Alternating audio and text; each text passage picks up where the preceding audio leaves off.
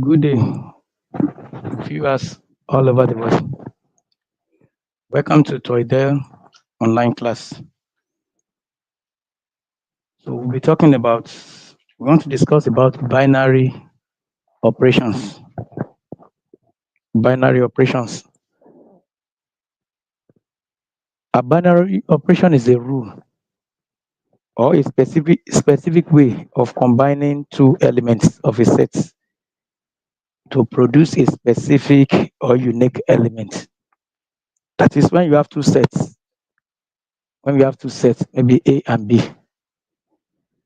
So with the knowledge of binary operations, we can actually establish a rule. We can establish a rule or a way of combining these two sets to form a unique, to produce a unique set. That is, if you have sets A and B, I can say A union B, where this union simply means an operation that combines the two sets. So this is an operation. I can talk about A intersection B. So I can talk about A subset being a subset of B. So this is a specific way of combining either two elements, two sets together. So binary operation is a rule or a specific way of combining two elements of a set to produce a specific element. So different signs and symbols can be used under binary operation. For instance, we can have addition is an operation. We can have multiplication. We can have division, subtraction. We can use asterisk. We can use small triangle. We can use inverted triangle. So union. There are so many symbols that we can use under binary operation, etc. So as long as we are able to use this symbol to combine two elements from different sets, then it is referred to as binary operations. Okay. So let's just take one. Let's take example before we go to the properties. Let's take examples of binary operation. Let's say let asterisk be a binary operation. I will abbreviate it as BO. Let asterisk be a binary operation. Divine for natural numbers, and given by m asterisk n equal to m squared plus n. Now look at, in this case now, we are given asterisk to be a binary operation, but that binary operation is divine for natural numbers, and it's given by m asterisk n is defined as m squared plus n. That is the definition. Then where n is an element of a natural number. Okay. So the question now says that we should find the first one, 3 asterisk 2. Then we also asked to find 1 asterisk 4. Then the last one, we have to find 6 asterisk 5. So in this case now, where m and n are any element of this natural number. So the first one now, where we have, m asterisk n is defined as m squared plus n. So the first one, where we have 3 asterisk 2, m is represented by 3 and n is represented by 2. So we are going to have 3 squared plus 2, and that will be 9 plus 2. That gives 11. And this 11 is also a natural number. It's a natural number, positive whole number. Then the second one, where we have 1 asterisk 4. So here m is 1 squared plus 4, and that'll be 1 plus 4. That's 5. That's what you are going to get. Then where we have 6 asterisk 5, that gives 6 squared plus 5, and that is 36 plus 5, and that is equal to 41. You realize that when we define this binary operation as asterisk on the sets, whatever we want to define must be on a particular set, and that's the uniqueness of binary operation. And there must be 2 or more elements that operations we interact with. So all the results that we got here, they are still part of natural numbers, and that is what the first property of binary operation is talking about. So this is just the introduction to binary operations. As I've said earlier on, that binary operation is a rule or a specific way of combining two elements of a set to produce a specific element in that set. So this is just introduction to binary operations. So we'll be looking at 6 different properties of binary operations. So properties, properties of binary operations. Properties of binary operations. The first one and the most important one is called the closure, the closure property. The closure property. That's the closure property. And of course, under binary operation, because binary operation has to do with the element of a set, it simply means that the set that we are going to consider under binary operation must be non-empty. We must have a non-empty set, because in the case of an empty set has no elements. So once there's no elements, we can't perform any operations. So whatever set that we are going to consider under binary operation must be a non-empty set. So how do we define the closure property? We are going to say a non-empty set, say X, that set could be any set, is said is said to be closed under a binary operation asterisk if for all A B contains in X, we can get A asterisk B, which is also contained in X. That is, this one is talking about the closure property. What do we mean by closure property? Closure property is just telling us that if you pick two or more elements in a set, let's say in this case now set X, when we now perform binary operation asterisk on those sets, we must be able to find the result in this set. Like the for example one that I gave, you know, where we use M and N. M and N belongs to a set of a natural number. So the 3 examples that we have now, when we perform the operation, the 2 elements on that operation, all the results that we got, they are still part of natural numbers. Then if that is the case, then we can say that that set is closed under the binary operation. For instance, like this, from this definition now, we know that A and B are elements of X. That's what is given. Then when we now perform this binary operation asterisk, that we can use any notation to represent binary operation. But in this case, we use asterisk. When we perform binary operation on the 2 elements, we still find the result in X.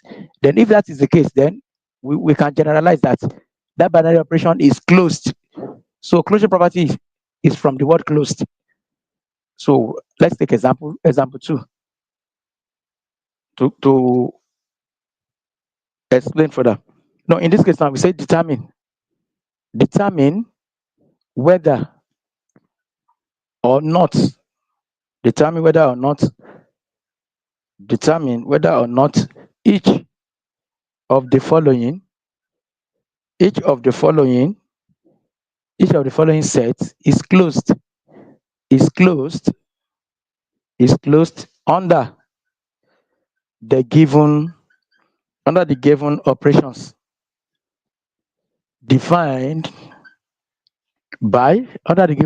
defined by a asterisk b is equal to 4 into bracket a plus b. That is, a b belongs to R. That is, these are set of real numbers. Of course, we have defined set of numbers. Real numbers is any number you can think of: negative, positive, zero, fractional, and non fractional. Any number you can think of is under real number.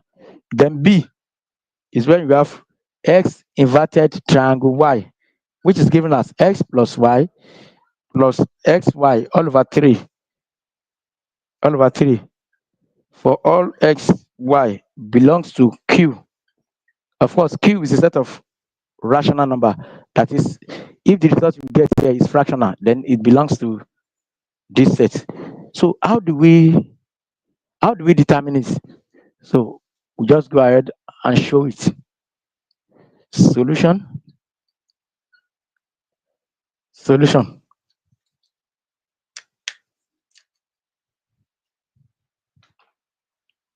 solution. the first one, what are we given? We are given that A asterisk B is equal to 4 into bracket A plus B. Okay, that is what we are given. That's what we are given. Then in this case now, if you pick any element, A, B, it belongs to rational number. Let's pick, if you pick any element, are we going to find the result in the set of natural number? Because in this case, it's addition. In this case, it's addition. Then we can just say since it is addition, then it is closed. It is closed under the operation asterisk. That is, let's say e.g., if you say A is equal to 2 and B is equal to 4, so 2 asterisk 4, it's not the same thing as 4 into bracket 2 plus 4. Then we have 4 times 6, that's 24. 24 is still part of this real number. Even if it is negative, it's part of real number. Even if it's fractional, it's part of this real number. So since we can find the addition to be closed under this addition, then under this class of elements, then we assume we generalize that it is closed. Then this is the second one, where you have A inverted triangle Y being defined as x plus y all over 3. So in this case now, irrespective of what the value of x and y is, we are still going to get it in the set of Q, which is rational number. So which is rational number. So let's assume that x is equal to 2 and y is equal to, let's say, minus 4. Let's say it's minus 4. So at the end of the day, we are going to have 3 inverted triangle minus 4 to be equal to 3 minus 4 plus 3 times minus 4 all over 3. So in this case now, we are going to have 3 minus 4, that's minus 1. 3 times minus 4, that's 12, minus 12 divided by 2, plus that's minus 4. At the end of the day, we get 5 here, minus 5, which is a set of rational number.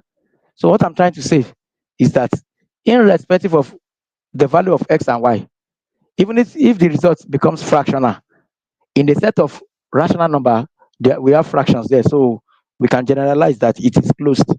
So we can just generalize that it is closed. It is closed.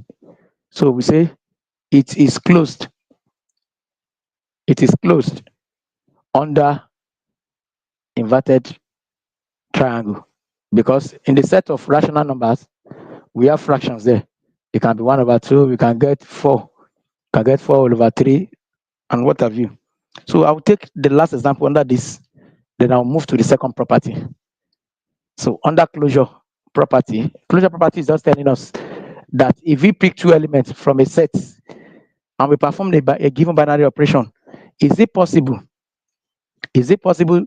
to get the result in that set? If the answer is yes, then we go ahead and generalize an operation.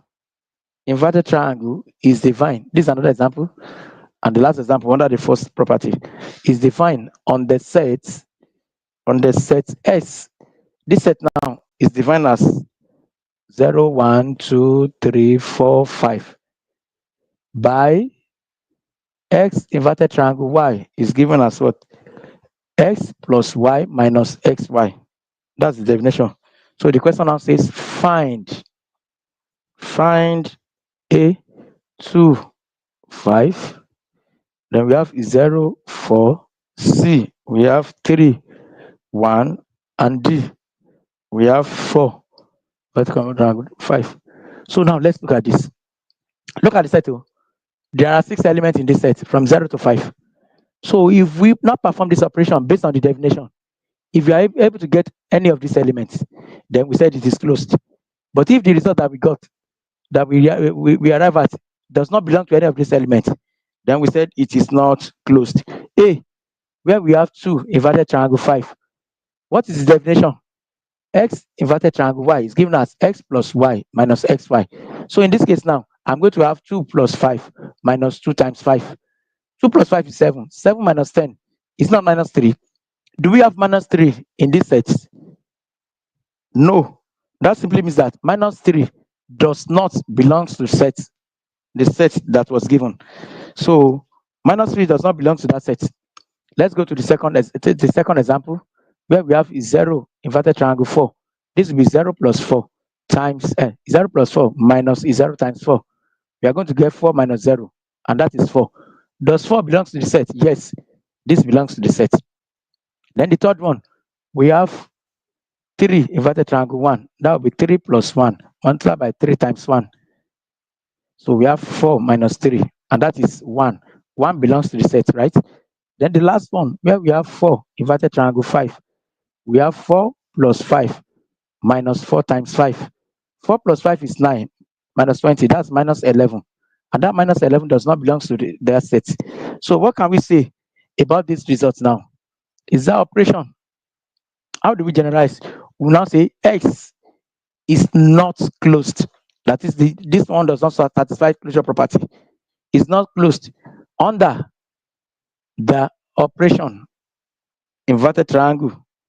It's not closed under this operation, under the operation inverted triangle. Since we have 2 of the results that does not belong to that set, since it is not closed in A and D. It is not closed in A and D. Look at A. When we pick 2 elements from that set and we perform this operation on those elements, that the result that we arrive at does not belong to that set. So we in this case now we said it is not closed. But when we pick 2 elements here from that set and we perform the binary operation on those 2 elements, we're able to get 4, which is part of the set. In this case also, we are able to get 1, which is part of the set. Then in this fourth example, the result that we got is minus 11. Minus 11 is not part of the set. So because of this now, we can go ahead and generalize that S is not closed. In this case, it simply means that closure property, this example does not satisfy closure property. So that's why we said it is not closed. Once closure property is satisfied, we said the operation is closed under the given set. So that is how to show closure properties. Then I'll go to the second property, which is called the commutative property. The second property is called the commutative property. Commutative property. So in case of commutative property now, before we can perform any other property, we must be sure that what we are talking about is closed. If it is not closed, then forget about every other property.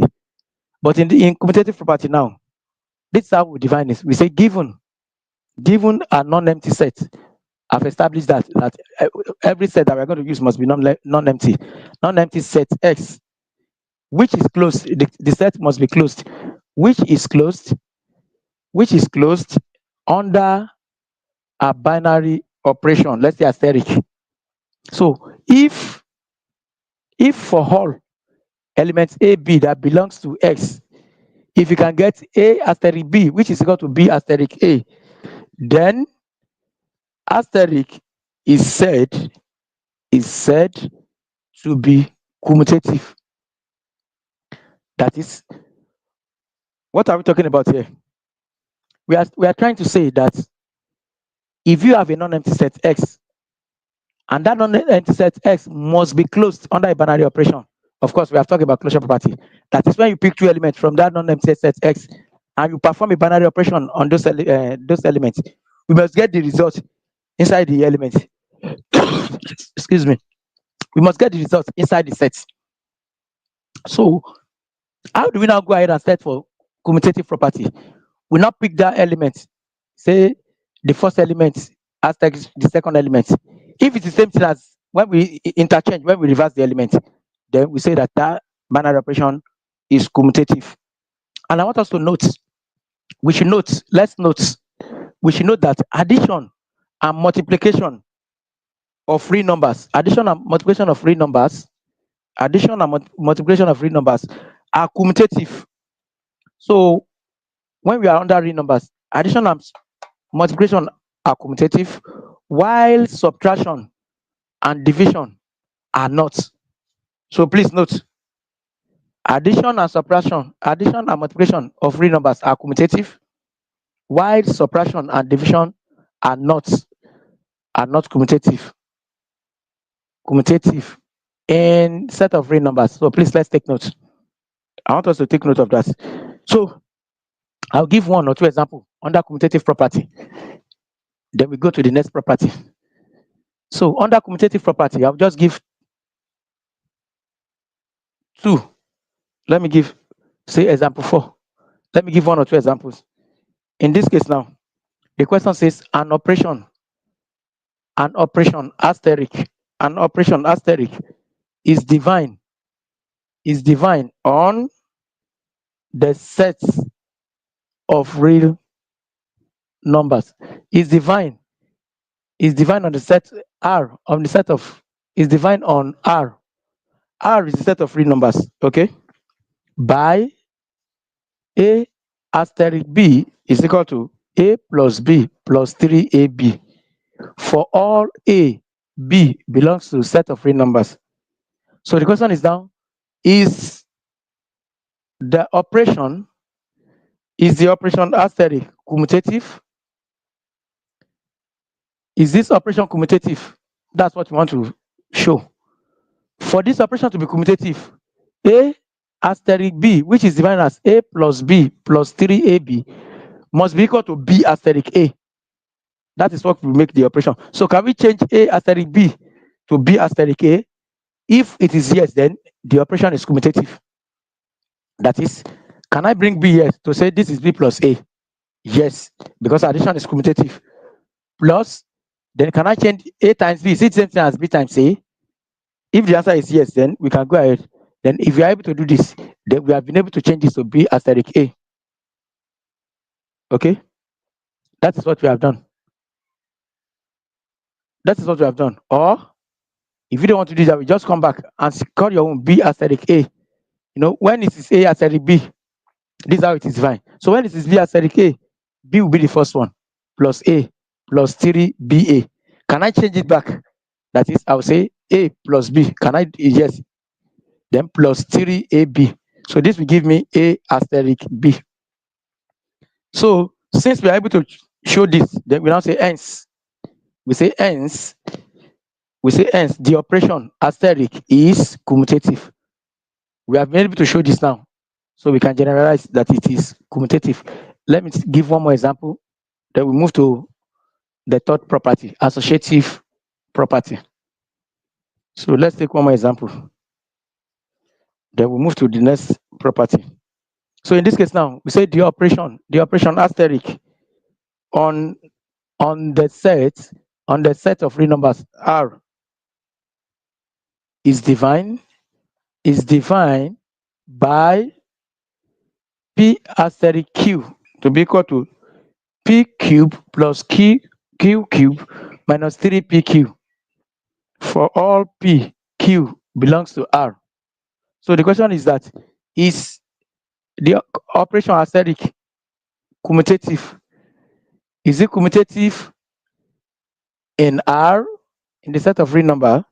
So the answer is either yes or no. But we cannot just say that unless we check. So solution. Now this is P asterisk Q. For P asterisk Q to be commutative, we must be able to write it as Q asterisk P. So now let me start from Q asterisk P. When it is P, we have P here. So we are going to have Q cube plus P cube minus 3QP. So can I interchange? Yes, because I said that addition and multiplication are commutative in the set of real numbers. So I can change this to 3P plus Q cube minus 3P cube. So addition is commutative, multiplication, you can also reverse it, which is same thing as P asterisk Q. Since we are able to show that Q asterisk P is same thing as P asterisk Q, then we can generalize. You can say since P asterisk Q is equal to Q asterisk P, hence asterisk is commutative. Asterisk is commutative in R in the set of real numbers. That's what we are going to get. So that is how to check commutative properties. Then I'll go to the third property. I'll go to the third property now. The third property is called associative property. Associative property. In case of associative property, there are three elements that will be involved. That is, we say, let's suppose that A, B, C belongs to a non-empty set X, and X is closed under a binary operation asterisk. Okay, then then the operation asterisk is said to be associative. Associative is said to be associative if we can get A asterisk into bracket B asterisk C, which is equal to A asterisk B, then asterisk C. That is, under associative property, there are three elements that will be involved. Okay, so all this it simply means that if we pick the first two elements, the last two elements, and perform the operation, and later combine it with the first element, are we going to get the same results as picking the first two elements, then later combine it with the third element? If we are able to get the same results, then it simply means that this asterisk binary operation is associative in the non-empty set. That is that. Then in this case also, let's note, we should note that addition and multiplication of real numbers are associative. So under commutative, we also said that I asked you to note too. Then in this case also, subtraction and division of real numbers are not associative. So please note that addition and subtraction of real numbers are associative, while subtraction and division of real numbers are not associative. So I'm going to give two examples on associative property. Then before we continue, so in case of associative property, there are three elements involved here. So in case of commutative, we only have just two elements. But in this case now, there are three elements. So in this case now, the question says the operation asterisk on the set of real numbers R is defined by A asterisk B is equal to AB over 4 plus A plus B. So the question now says determine whether or not the operation asterisk is associative in R. So in this case now, we have to be very careful. We cannot just generalize. So for this operation asterisk to be associative in R, we must be able to show that A asterisk B asterisk C, that is, if we first pick the last two elements and later relate it to the first, is same thing as first picking the first two, A asterisk B, then asterisk C. Since I've started this class now, I've been using only one binary operation, asterisk. That does not mean you cannot use any other operation, but I think I'm comfortable with this asterisk. That's why I decided to use asterisk. So you can change it. You can use any operations as long as that operation is closed in the set that you want to use. Then you are on the safer side. So it's not only asterisk that we have. We have so many operations. We have so many of them. But me, I'm comfortable with this asterisk. That's why I decided to use asterisk. So that's very good. So this is what we are given. So we want to show. So I'll write the solution now. So that's the question. So how do we show that operation is associative? You know the condition for associativity. We know the condition for associativity. So let's go ahead. And show solution. So in this case now, A asterisk B is defined as AB all over 4 plus A plus B. So let me start with A asterisk B, then later combine it with C. So in this case, what is A asterisk B? Just go ahead and write AB 4 plus A plus B. Then everything here now, we are going to view everything here as an element. Asterisk C. Please, we have to be very careful here. Everything that A asterisk B now, everything inside this bracket, we are going to view everything here as just one. We are going to view it as one element. Then asterisk C. So if I want to continue my expansion, then everything inside this bracket now, I will see it everything as A, so that I'm going to have A B over 4 plus A plus B. I'm looking at everything inside this bracket as A, as one element here. Then if you have A here, A asterisk B is what? A times B. So in this case now, the second element here, instead of B will be C. So I'll combine everything as C, everything divided by 4, plus everything again, A, this is my A. AB all over 4 plus A plus B, then plus C. Okay?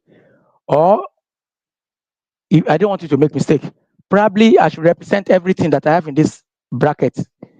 Maybe I should represent everything as, let's say, D. Let me represent everything as D. Everything in this bracket, let me represent it as D. So that by the time I finish the expansion, then I will substitute back. So I think that will makes it clearer. So in this case now, let me call everything there as D. So that at the end of the day, I'm going to have D asterisk C. Then if I have A asterisk B as this, what is D asterisk C? D asterisk C will be equal to DC instead of AB all over 4 plus D plus C. That's what I'm going to have. Then I will now come back and substitute. What is D? D is represented as everything there. So I'll write it AB over 4 plus A plus B. That is D multiplied by C divided by 4 plus what is D? AB over 4 plus A plus B. Then plus C. Now look at C can multiply everything here. C can multiply everything here. Then what is the implication of this for? What is the implication of this for? That's what I want us to see. So I can say this is the same thing as 1 all over 4. Let me bring everything outside. This one. So that I will now have ABC all over 4 plus AB plus AC plus BC. That's what I'm going to get. That's what I'm going to get there. Okay. Then plus AB all over 4 plus A plus B plus C. So I can go ahead and rewrite this. I can go ahead and rewrite this as, if I open up now, if I open up with 1 all over 4, I'm going to get ABC all over 16 plus, I can rewrite this will be all over 4, all over 4. I will now say AB over 4 plus AC all over 4 plus BC all over 4, then plus A plus B plus C. That's what I'm going to get. So when I relate A asterisk B into bracket asterisk C, I arrive at this. So let's now go and check the second part. What if I now have A asterisk into bracket B asterisk C? Of course, I'm going to get A. Here I'm going to get A into bracket. What is B asterisk C? That would be BC all over 4 plus B plus C. From the definition, where we have A asterisk B. So A, just change A to B, then B to C. This is what we have. Then if I want to expand this also, everything that I have in this bracket now, let me represent it as probably F. So that at the end of the day, I'll be relating A to F. Then what is the expansion of this? This will be AF all over 4 plus A plus F. That is what I'm going to get. If I represent everything there as F, then now let's substitute the value back. A, what is F? BC plus B plus C all over 4. That is what I'm going to get. Everything divided by 4. Everything divided by 4 plus A, what is F? Plus BC all over 4 plus B plus C. Then I can say this same thing as bring 1 over 4 outside, so that we have into bracket A will multiply everything here. I will have ABC all over 4 plus BC plus plus AB plus AB plus AC. Yes. Then plus I'll bring BC over 4 here plus A plus B plus C. So that's what I'm going to get. So if I now expand everything here also, if I expand everything here, let me expand everything and write it here. So if I expand everything, at the end of the day, I'm going to get ABC all over 16 plus AB over 4 plus AC over 4 plus BC over 4 plus A plus B plus C plus C. So when we compare the two, we now say since A asterisk B into bracket asterisk C, we have been able to show it as A asterisk into bracket B asterisk C is the same thing if you compare the results. Then we now say asterisk is associative in R, and that will be our conclusion. So we have been able to show that this condition is satisfied. Once we are able to show that this condition is satisfied, then it simply means that asterisk is associative, and that is what we are asked to find. So let me take another example. Then after this example, we know what to do. So the operation, this is another example. The operation square on the set must be defined on the set Z. So this set of integers is defined by a square b is equal to 2a plus 3b minus 1. So the question now says determine whether we have to determine whether or not the operation square is associative in Z. So of course, you see this Z is the set of integers. It comprises the negative whole numbers, 0, and positive whole numbers. So let's see if it's the same. If you are able to prove that, solution, that if you take first two elements, a square b into bracket square c, if you're able to show that it's same thing as a square b square c. So if you're able to show this, then it shows that this square, as this operational square, is associative.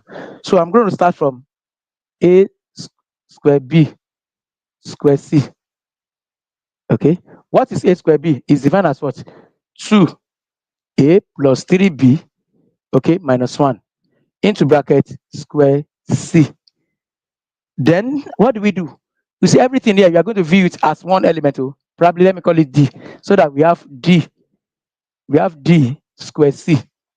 So this square c will be defined as what? This square c will be defined as what? When we have a square b. So if this is d now, d square c. So you change a to d, then b to c. So I'm going to have 2d plus 3c minus 1. Okay. Then if that is the case, what is d? D is everything that you have here. So that will be 2 into bracket 2a plus 3b minus 1. Okay. Then plus 3c minus 1. Then I'm going to have 4a plus 6b minus 1 plus 3c minus 1. Finally, I'm going to have 4a plus 6b plus 3c minus 2. And that will be the expansion there. No, this is 2. Here is 2. 2 times 5. So that will be 3. Excuse me.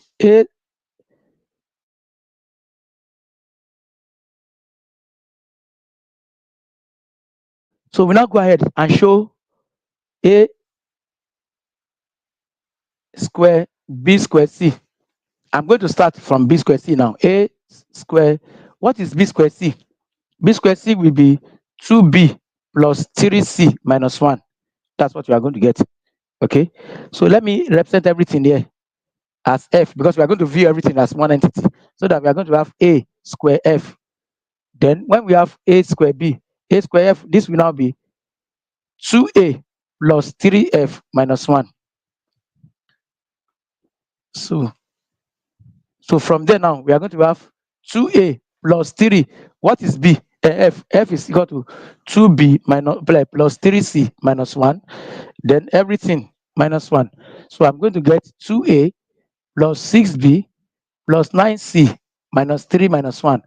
Finally, we are going to get 2a plus 6b minus 9c minus 4, which is the value for a square b square c. So if we compare the two, if we compare the two results, they are not the same. We now say a square b into bracket square c is not the same thing. When we check these two results, we didn't get the same thing as what? A square into bracket b square c. Since these two results are not the same, since they are not the same, then we now say hence, hence the operation square is not associative. It's not associative in the set of integers. So that's how we conclude. So we are going to conclude like that this operation is not associative in the set of integers. But I didn't mean we are able to get the same results.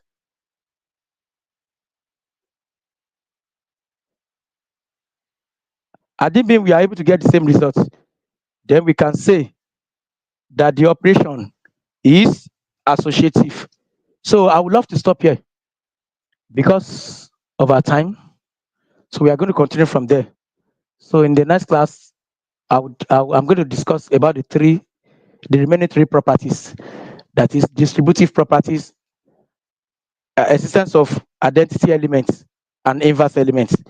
Those are the three properties that we are unable to discuss today. So in our next class, we'll talk about distributive property, the identity elements, and inverse elements. Thank you for listening.